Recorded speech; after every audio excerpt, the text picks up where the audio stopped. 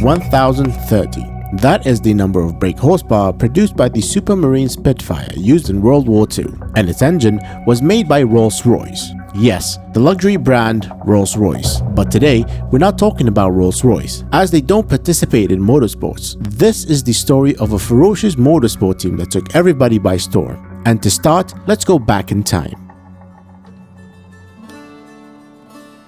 Picture this.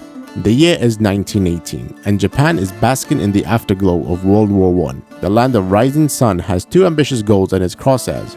First, to firmly grasp the German colonial possessions in China that it has seized during the war. Second, to earn the respect and recognition of the Western powers, the victors of World War I.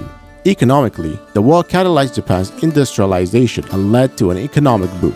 The country took advantage of the disruption of European trade to fill the void in the global market, particularly in textiles, machinery, and chemicals. This economic surge, however, was followed by a period of instability, including the Showa recession in 1926, which contributed to internal political shifts and the eventual rise of militarism.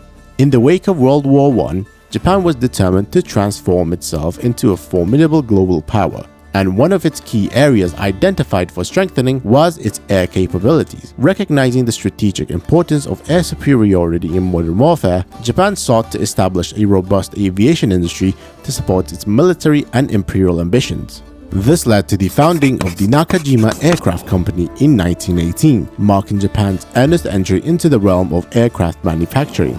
The Nakajima Aircraft Company was not initially at the forefront of aviation technology. However, it represented Japan's strategic commitment to closing the gap with Western powers in terms of military technology. The company's early aircraft, such as the Ki-36 and Ki-55, saw action in World War II but faced challenges in the Pacific theater, leading to their eventual use in kamikaze missions as Japan became increasingly desperate.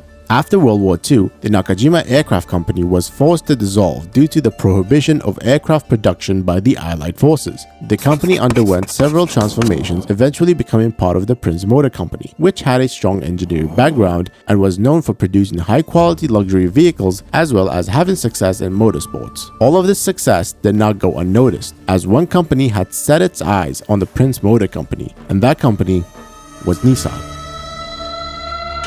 Fast forward to the 1960s, and Nissan had become a titan in the Japanese car industry, claiming the title of the second largest car manufacturer in the nation, with a domestic market share peaking at 33.7% by 1972 and a thriving export business. Nissan was on the fast track to success. The introduction of the timeless 240Z and the rugged Patrol 60 showcased the company's innovative spirit. In the 60s, the Japanese automotive industry was extremely competitive. Honda was gaining recognition for its engineering and motorcycles and was beginning to make an impact with its cars. Mazda was known for its unique rotary engines and the development of models that would later become popular, such as the Mazda RX series. Mitsubishi was expanding its automotive division and would later become known for its models such as the Lancer. Subaru was distinguishing itself with the use of boxer engines and all-wheel drive systems. Suzuki, which was a smaller comparison, but would later become known for compact cars and 4x4 vehicles. Isuzu was primarily known for trucks, but also produced passenger vehicles.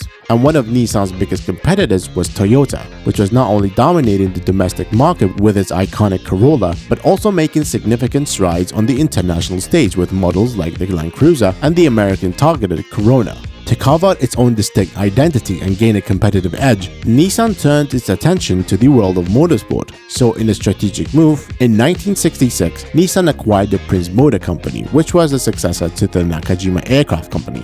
This acquisition laid the groundwork for Nissan's start into the racing world. Fast forward to 1984, and the stage was set in Omori, Tokyo for the birth of Nismo, short for Nissan Motorsport. And Nismo's mission was clear from the very start: to build specialized sports cars for the track and offer road-going versions to the public. While Nismo's first creation, the Saurus, was a charming roadster, it was the release of the GTR Skyline R32 in 1989 that truly shook the world of motorsport.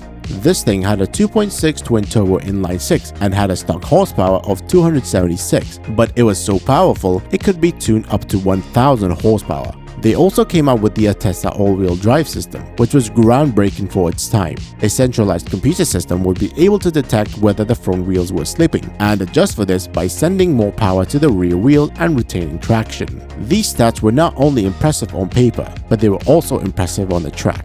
They had 29 straight victories in 29 starts in domestic racing, wrapping up the Japanese GT Championship Group A 4 years in a row. The R32 also dominated in the Australian Touring Car Championship in 1990 to 93. It was such a beast that the local journalists started nicknaming it Godzilla. This Japanese monster struck terror into anyone who dared to face it, and fans worldwide followed by calling it the Godzilla car. The popularity of the R32 and the Nismo name did not stop there, as the R32 took the overall win in the SPA 24 in 1991, and the R32's successor, the R33, was the first production car to lap the Nürburgring famous North Loop in less than 8 minutes. Prior to that, the title was held by the Bugatti EB110. The R33 also claimed 10th place in the Le Mans 95, and the Nissan R390 GT1 finished 3rd at the Le Mans 98. With all this success, Nismo was building a reputation amongst the racing community. Now, my next point is a little bit of a speculation, but I will proceed anyway. I think one of the biggest reasons how GTR's popularity grew within the normies was when Sony released Gran Turismo in 1997.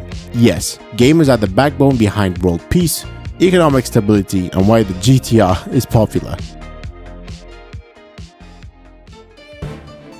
In recent years, Nismo has continued to make its mark with notable achievements in the FIA Formula E and a triumphant return to the top of the Super GT series with the Nissan Z GT500 in 2022. Today, the Nismo Festival at Fuji Speedway is a testament to the brand's enduring legacy, drawing over 30,000 fans eager to immerse themselves in the world of Nissan motorsport. From its origin in aircraft manufacturing to its status as a racing titan, Nismo has consistently pushed the envelope, creating some of the most revered cars in motorsport history and capturing the hearts of fans across the globe.